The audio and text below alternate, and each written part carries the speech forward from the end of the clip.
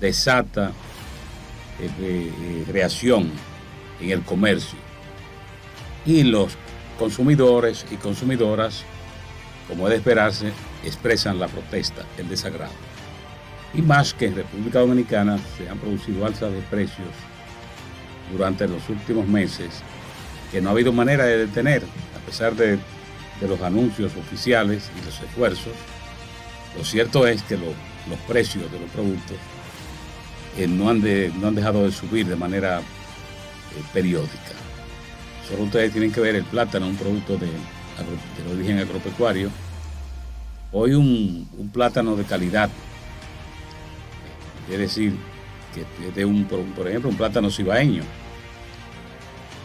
un plátano barahonero, que son los dos, pues son plátanos que en la mente del dominicano, la dominicana, está la idea de que son los mejores plátanos que se producen en República Dominicana.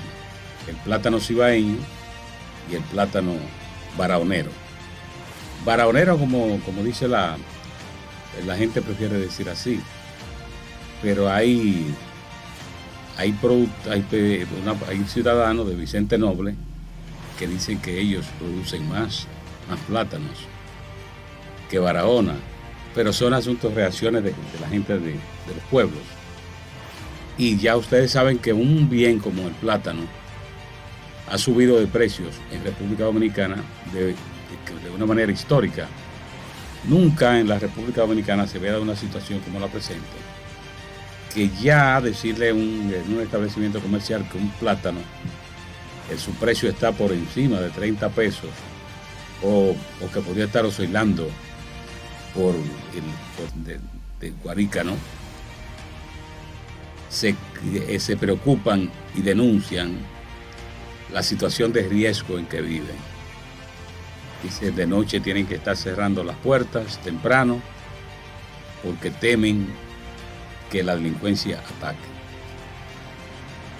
Y esto debería verse ya como hablamos, ver un mapa, porque los delincuentes son muy activos. Si ven posibilidad de que hay una debilidad en un punto, ahí se advierta.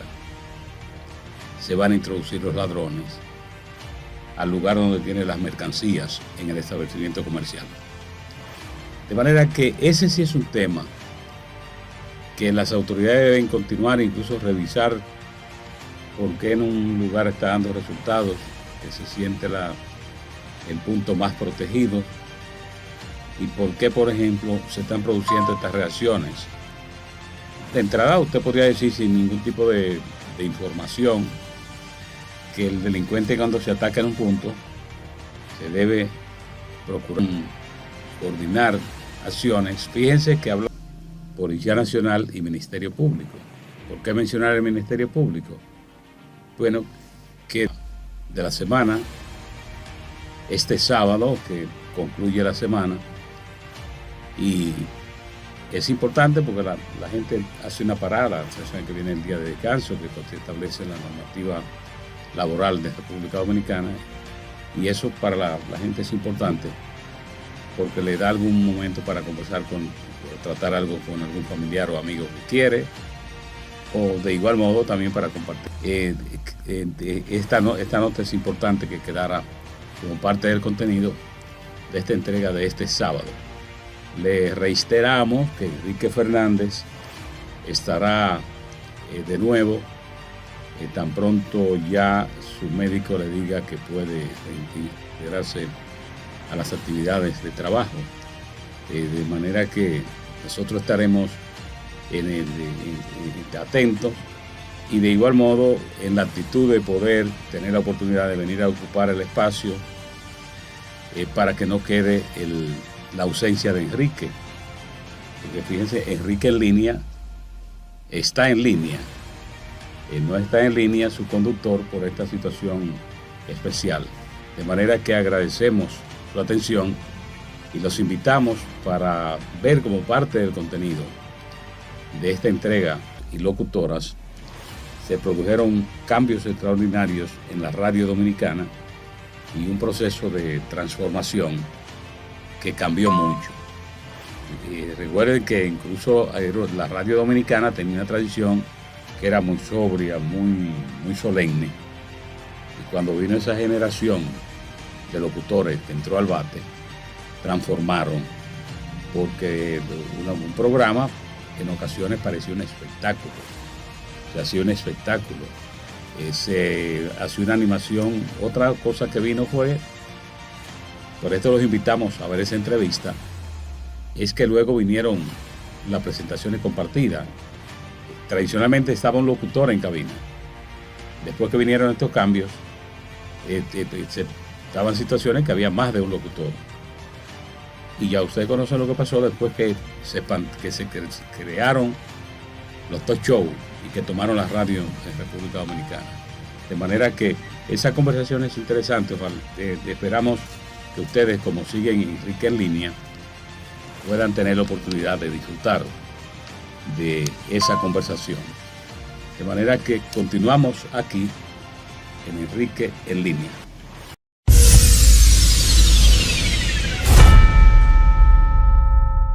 En línea, señores, con Enrique Fernández. En vivo estamos, señores, en nuestro canal en YouTube, Enrique Fernández en línea. Sigue creciendo nuestra plataforma informativa. Muchas personas se inscriben. Denle like a todos estos programas, compártalo. Bueno, y usted forma parte de esta gran familia.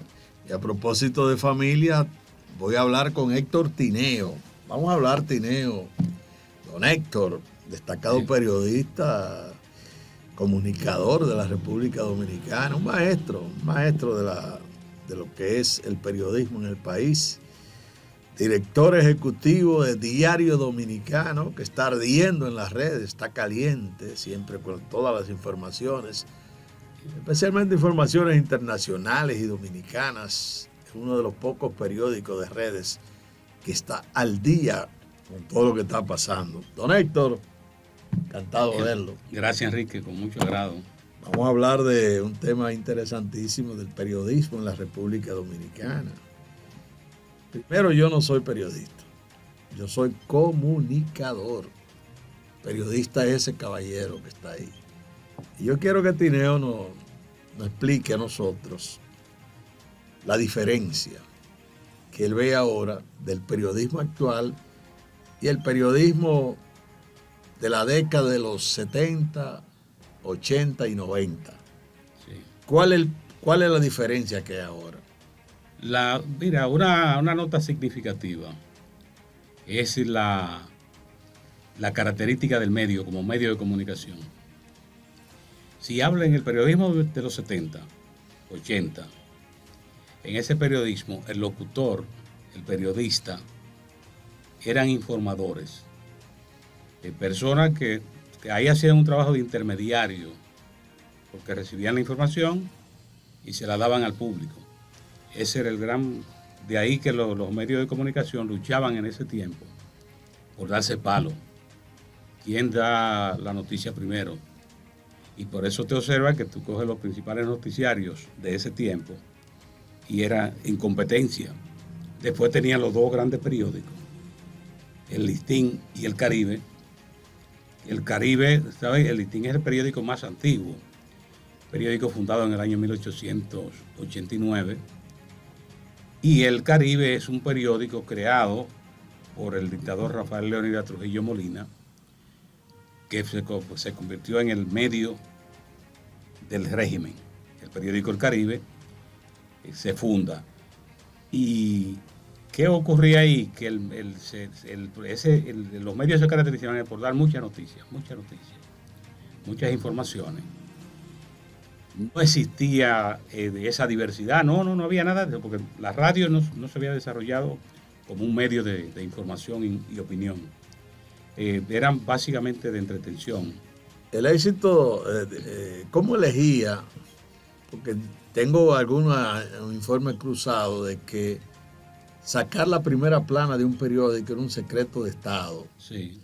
Como que el director se guardaba eso para última hora, pero tampoco lo comentaba.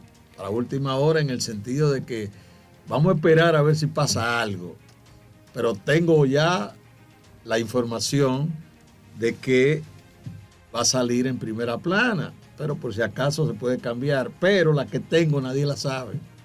¿Por qué los directores trabajaban en ese? Porque eran solo, el director no tenía lo que ocurre en la República Dominicana después que los periódicos comienzan a modernizarse. ¿Qué ocurre? Que ya existe esa instancia que se llama Consejo de Redacción.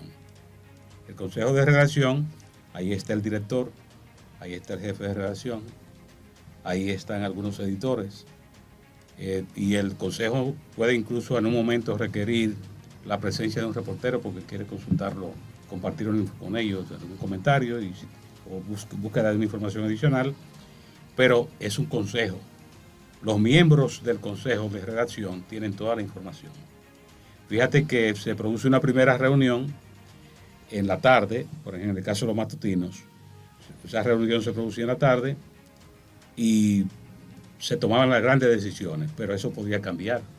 Se podía conseguir un imprevisto y el consejo se reunía de nuevo y veía de nuevo la agenda y tomaba decisiones.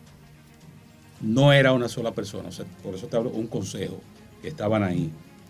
Incluso cuando en algunos casos el director expresaba su criterio con respecto a algunas informaciones, el jefe de redacción lo podía hacer, y al final lo que se daba era una especie de consenso, que eso ocurría.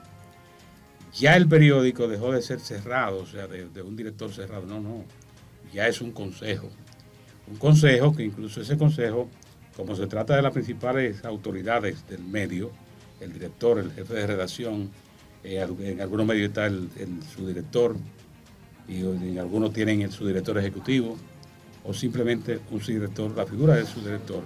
Don Héctor, ¿qué es un corrector de estilo? Sí. Que se usaba mucho. Claro, el corrector de estilo era un salvador de situaciones.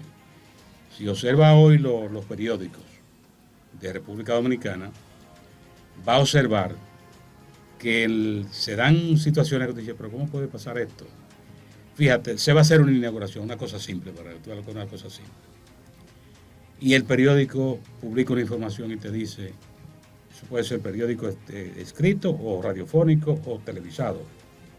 Te dice, el ministro de tal cosa que va a inaugurar tal edificio con el presidente de la República o tal obra. No. En la Constitución dice que el que inaugura es el jefe del Estado, el que encabeza. El jefe del Estado no necesita que usted le meta un adorno. Exacto. Usted dice el presidente va a inaugurar, o el presidente inauguró, ya usted puede decir en otro párrafo que en el acto estaba el ministro tal. Entonces ahí entra el corrector de estilo. El corrector de estilo venía ahí y decía el presidente de la República inauguró hoy, o el presidente de la República encabezó hoy tal acto. Eso te lo hacía el corrector. El periodista lo podía poner, pero el corrector te lo corregía. Como eso de que dice que a veces tuve batazo, que te dice que esos son problemas de la justicia y ocurre que el expediente esté en el Ministerio Público.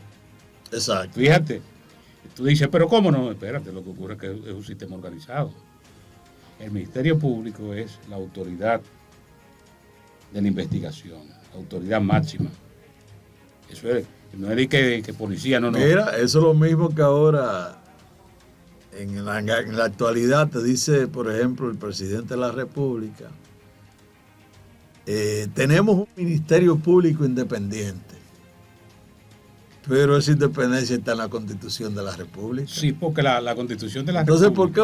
¿por qué han utilizado eso, ese marketing para vender? Porque eso se usa, ahí está el barniz político.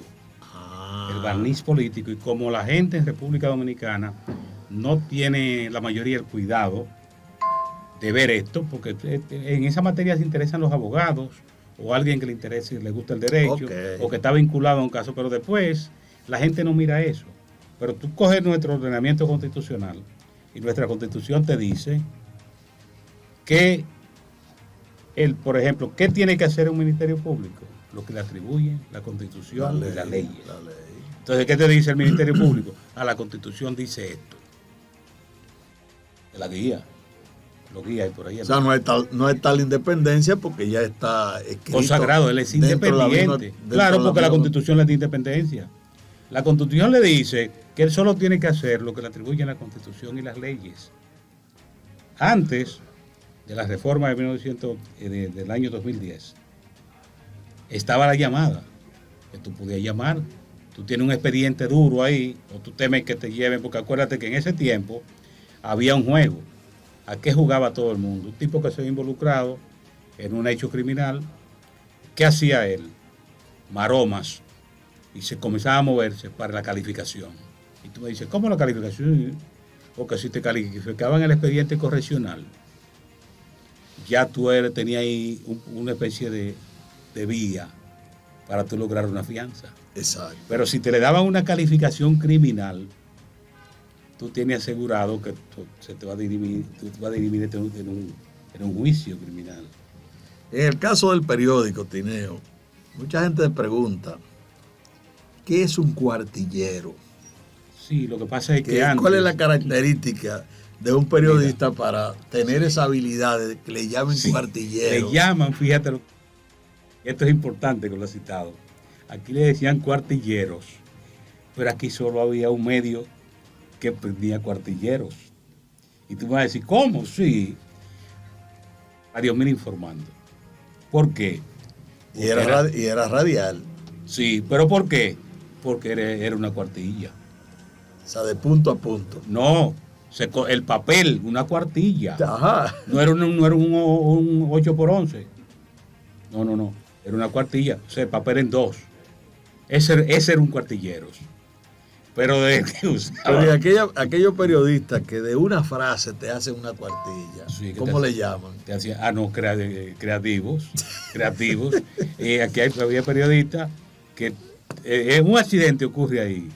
Y él de eso te hacía un drama. Un drama, pero en la cabeza de él. Y te relataba cómo venían los vehículos, lo que hicieron los vehículos. Aquí hubo gente que creó fama de esa manera. Y eran habilidosos. Mire, profesor, ¿cómo se arma un periódico? Sí, fíjate, eso también es interesante, que eso también ha cambiado. Te lo hago así porque tú fuiste creador o director del periódico El Siglo, que fue uno de los mejores periódicos impresos en la República Dominicana. Tuve la oportunidad de ser en el periódico El Siglo el primer jefe de información. Sí.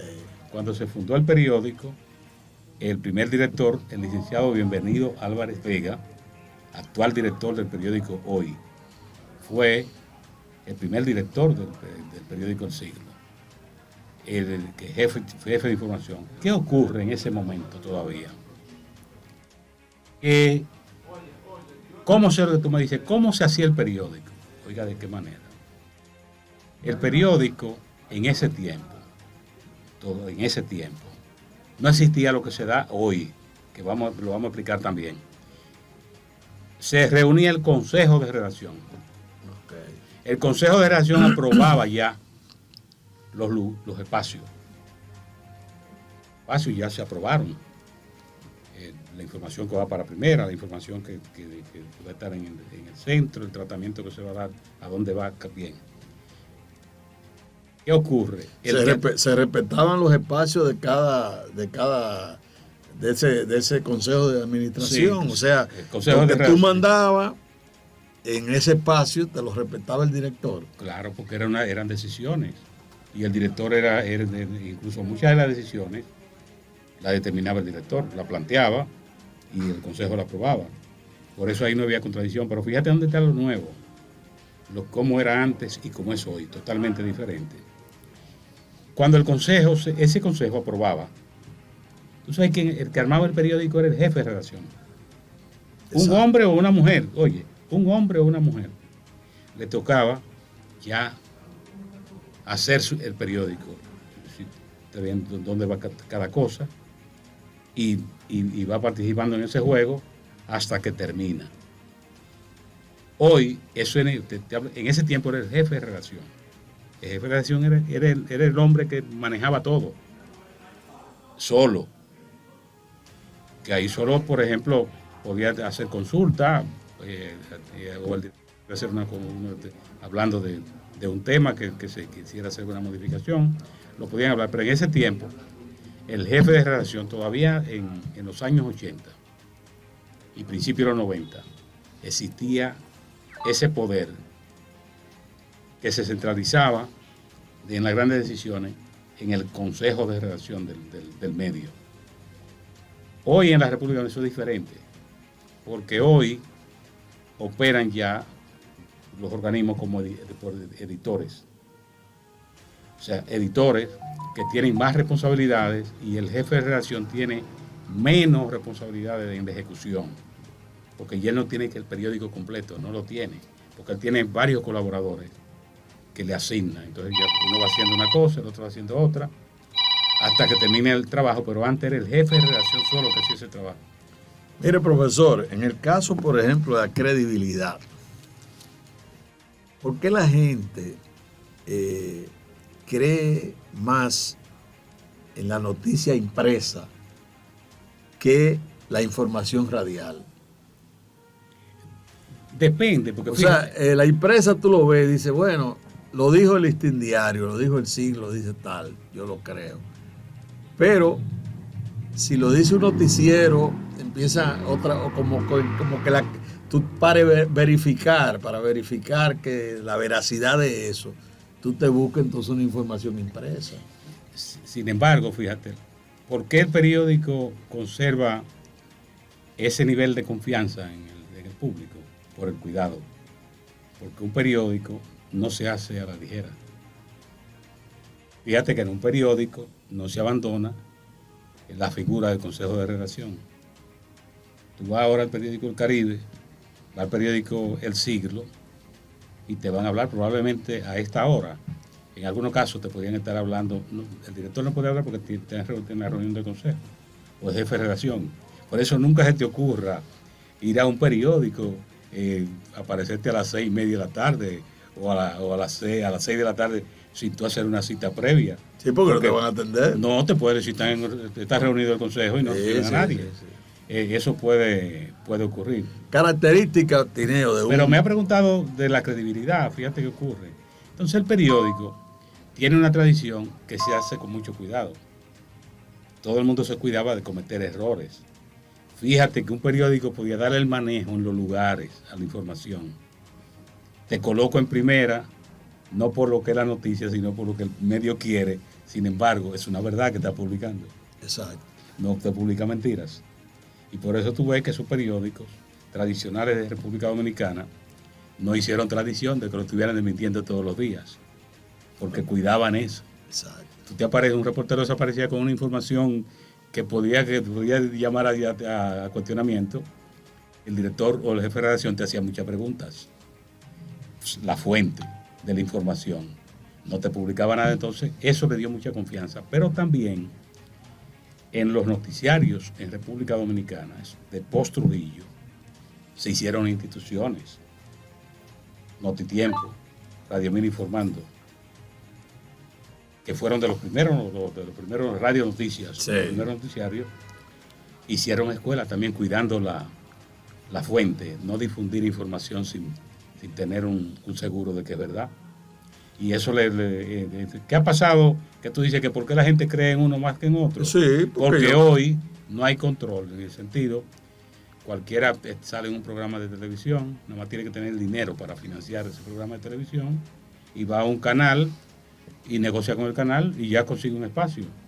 Muchas veces esa gente no son periodistas, no son locutores, sino como se denomina ahora, que son comunicadores. Comenzaron a hablar por radio o televisión y después terminaron con un programa y son comunicadores, pero no son locutores ni son periodistas profesionales. Yo te iba a hablar de los editoriales, por ejemplo. ¿En qué casilla uno puede meter al Listín Diario cuando lo dirigía el decano Herrera? Que te hacía un editorial con una sola línea. Sí. Y el resto te lo dejaba en blanco. Rafael Herrera hacía un editorial con una pregunta y ya ese es el editorial del periódico. Sí. Y tenía la sociedad. ¿Qué tipo de periodismo es ese? No, a Rafael Herrera, un estilo. Un estilo de él, ¿verdad? De él. Claro. Y lo de las ideas tontas, que te hace un planteamiento en un párrafo. Una idea tonta, pero que tenía a veces un vagón. ¿Cómo tú catalogas a Herrera? ¿Un genio? Un maestro. Porque maestro, lo que ocurre, era un hombre muy consagrado a su ejercicio y un lector voraz. Rafael Herrera leía de todo. De todo por eso. Era autodidáctico. Sí, por eso tú te das cuenta que Herrera te manejaba los temas económicos como un economista. Te manejaba temas históricos como un historiador. Una cultura universal, la de don Rafael Herrera. Él era una persona muy respetuosa de los periodistas. Era un hombre muy... No, y se ganó la confianza de la sociedad, porque sí. En acontecimientos grandes, especialmente en la época de Joaquín Balaguer, don Rafael Herrera era una figura ya de comisiones para resolver problemas, sí, y reunirse. Un mediador natural. Ahora, entrando ya en lo de ahora, que la etapa se llevó la cultura del periodismo a la antigua, pero no se la ha llevado completa, porque todavía tú ves en Estados Unidos, por ejemplo, que el New York Times existe, aunque está en digital. Pero existe. Existe el Washington Post, bueno, todos los periódicos grandes de influencia, el New York Post, y mantienen todavía una influencia tal de que los análisis que hacen, por ejemplo, son cosas seguidas por miles y millones de porque personas. Cuidan la objetividad. Y son fuentes de noticias para otros países. No, sí. Eso lo dijo el New York Times. Sí. Y te cogen de ejemplo. Sí, porque cuidan la fuente. Fíjate que el New York Times te publica la crisis dominicana del año 1994. Esa crisis. Tú coges los trabajos que se hicieron, sus trabajos de investigación. Claro. Porque te tocan todas las fuentes y te les ponen. Y por eso tú dices, ¿cómo? Que a veces los que están en el fuego no se dan cuenta que hay uno que está llevando notas, tomando notas. Y cuando uno de esos diarios asume una investigación, que fue lo que el esfuerzo que hizo aquí don Pepín Corripio, que en eso sienta un precedente en el periodismo dominicano, que fue el primer empresario periodístico que creó una oficina de investigación con un equipo de reporteros que lo único que hacían era investigar. Tomaban un tema y ese reportero no está en otra cosa, solo está ejecutando esa investigación. Cuando termina esa investigación, le presenta el contenido y eso comienza a salir en serie, que es lo que hacen estos diarios como de la tradición de The New York Times. Por eso, fíjate que son referentes mundiales. ¿Y la prensa actual qué hace? Fíjate qué ocurre. La actual es porque está ligada, la vieja, muchos viejos están ahí, qué sé yo, pero ahora el inmediatismo es que está de moda. Bueno, por eso es porque se abandonó, pero y ahí está la diferencia. Ya, por ejemplo, hoy no hay empresas que soporten, por ejemplo, estructuras de investigación. Tienen unos reporteros que son especializados como personas y brillan como personas, pero no es una estructura como esa que te presento el periódico Hoy. El periódico Hoy es nacional, porque la oficina de investigación trabajaba para el Nacional de ahora, que todavía la gente decía Nacional de ahora en ese tiempo, nacional.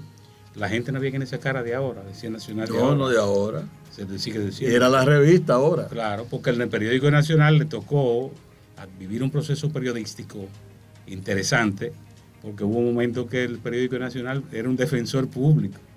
O sea, defender al que estaba en peligro. Y además fue una novedad, porque sí, estoy impuesto a leer esta sábana del Listín Diario, esta sábana del Caribe, que eran unos periódicos grandísimos. Y después sale esa información. Y sale un periódico pequeño. Fue un choque que hubo, además más agresivo también. Sí, entonces, ¿qué ocurre? Que hoy no hay esto. Incluso es probable que tú se lo plantees a algunos editores. Yo he tenido oportunidad de escucharlo. Y me han dicho que eso costaría mucho dinero. O sea, tú hacer esa inversión. Porque cuando se fundó la oficina del periódico de investigación de Hoy el Nacional, eran unos reporteros que estaban, el nivel salarial de esos reporteros estaba por encima de los reporteros. Claro. Miren, señores, esta es la primera parte. Vamos a hacer una serie de programas sobre eso. Gracias a Héctor Tineo por estar con nosotros en esta primera parte, porque en breve vendrá, en varios días, en otro momento o a la misma hora vendrá lo que es el periódico La Prensa Digital actual a nivel mundial. Pero ha sido interesante conocer todas estas estrategias de cómo se hace un periódico, la influencia, pero lo podemos tocar más y profundizar más. Por ejemplo, en lo que es el periódico El Siglo, que a mí me interesa hablar del Siglo y el Hoy, porque fueron...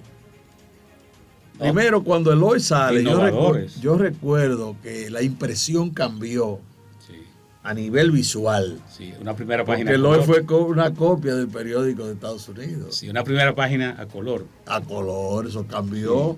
Sí. Y se lo daban gratuitamente a la gente. Señores, si les gustó el comentario, inscríbase en nuestro canal de YouTube, Enrique Fernández en línea. Gracias, maestro Tineo. Y más adelante seguiremos dando estos temas interesantes, esta pincelada que le gusta a todo el mundo.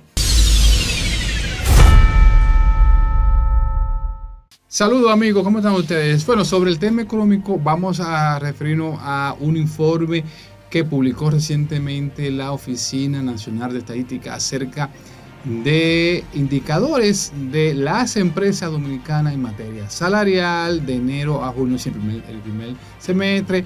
También lo que tiene que ver con la parte de la cantidad de hombres y de trabajo y de mujeres que están trabajando en las empresas, los empleos formales, los informales. Por lo tanto, esos datos nos permiten entender en contexto cómo está la situación económica del país y al mismo tiempo la situación de el empleo en el país también, que es importante entenderlo a partir de esta estadística, de estos datos. Bueno, entonces ese informe establece que, por ejemplo, en el mes de enero a junio, fíjense bien, el mes de enero a junio, estamos hablando entonces del primer semestre, el promedio general de salario mensual en las empresas formales, ¿ustedes saben de cuánto fue? Fue de 26.402 pesos en las empresas, el salario promedio, Entonces, ¿qué pasa? Evidentemente el salario promedio, si lo vemos por ahí, está por debajo casi en 20.000 pesos de lo que es el ingreso que se necesita para la canasta básica, que está en casi 44.000 pesos, sin embargo el salario promedio es 16.000. Ahora bien, vamos a ver en detalle, por ejemplo, las empresas que tienen de 1 a 10 empleados.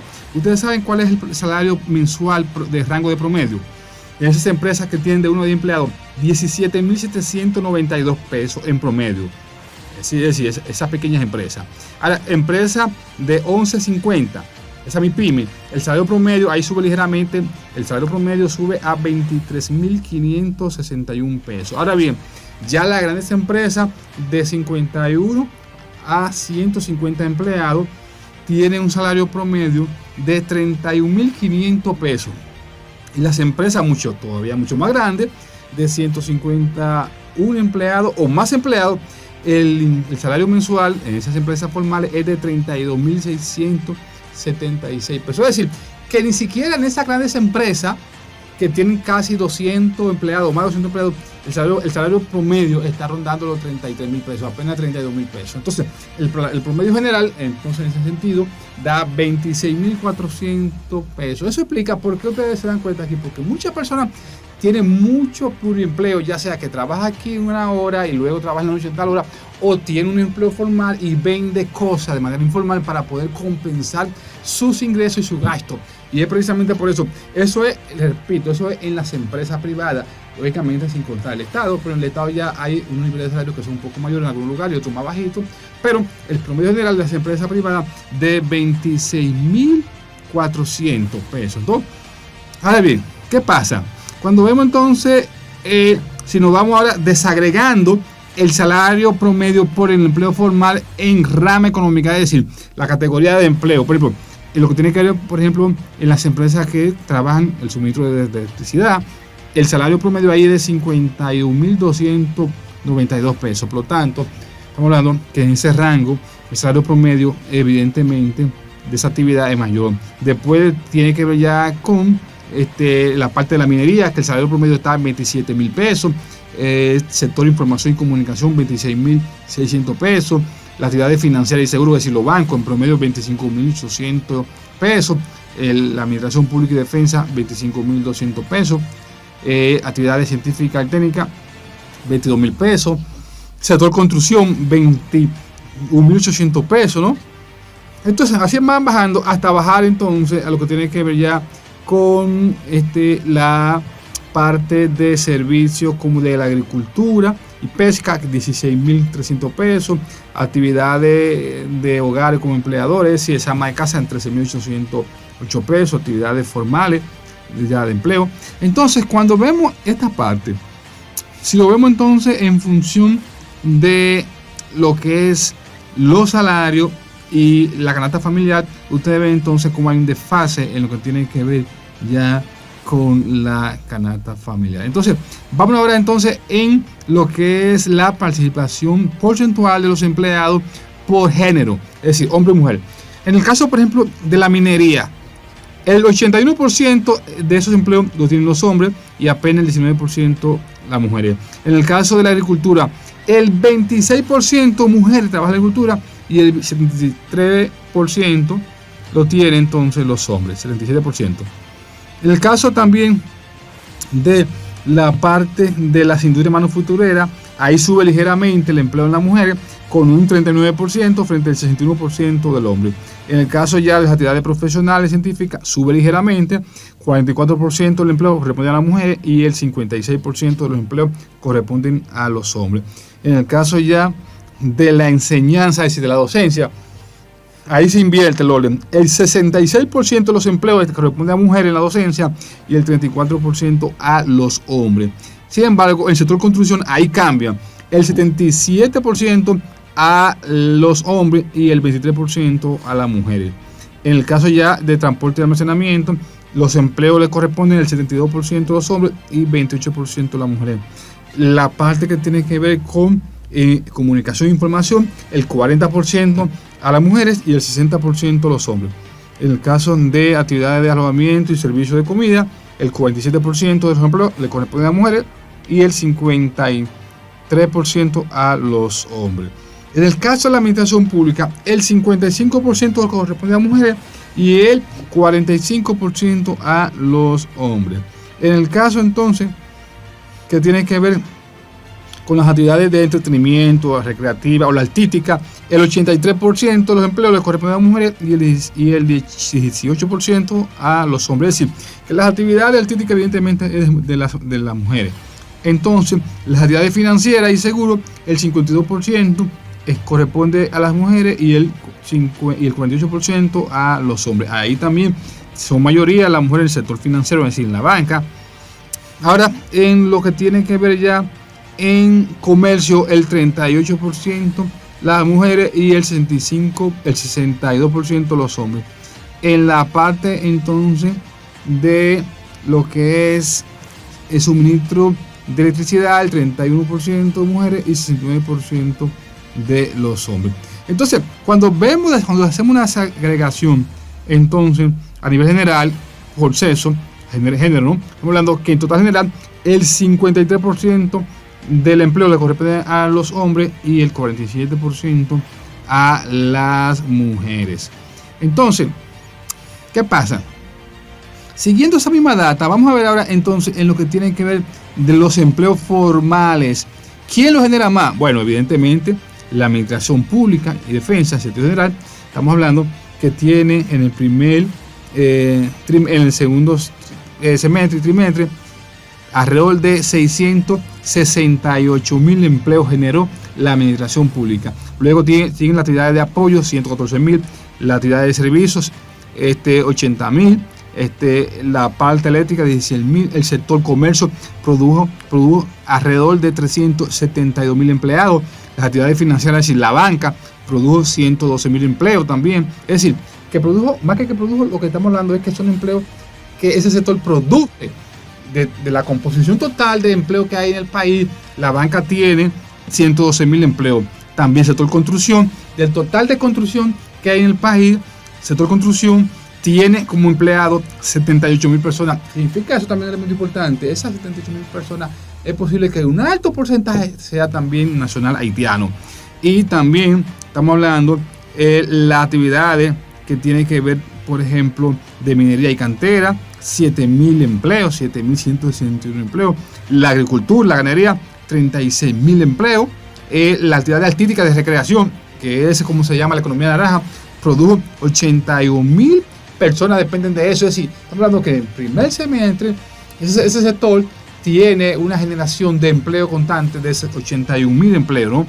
Y la manufactura, 324.000 empleos, que dentro de la composición total de empleo que tiene los sectores de la economía dominicana, el sector manufactura produce una composición de 324.000 empleos. Es decir, que de la cantidad de empleo que tenemos nosotros en el país, ese sector evidentemente tiene un nivel de empleo de 324.000. Por lo tanto, hasta el mes de junio, la cantidad de empleos formales era 2.4 millones. Para ser más específico, 2.400.000, 6.000. Si lo comparamos, por ejemplo, al mes de mayo, porque esa fue la cifra de junio, pero al mes de mayo, entonces hubo 2.418.000 empleos. Por lo tanto, estamos hablando que tuvo una ligera variación negativa el empleo, es decir, que aumentó el desempleo de mayo a julio de 2.418.000 empleados que había, pasó al mes de junio a 2.406.000 empleados. Es decir, que en mayo había 2.418.000 empleos y a junio pasó a 2.406.000 empleos. Lo dejo hasta aquí entonces y yo regreso con ustedes la semana que viene.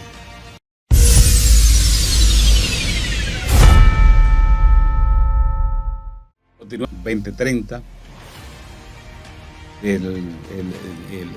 Ahí está el esfuerzo que tienen que hacer los países para poder cumplir con la Agenda 2030, es decir, el desarrollo sostenible. ¿Cómo pueden lograr los objetivos? Las situaciones económicas, las variaciones que han sufrido las economías, una pandemia como la COVID-19 ha impactado a los países como un objetivo de los objetivos de desarrollo sostenible del milenio, ciertamente que inquieta.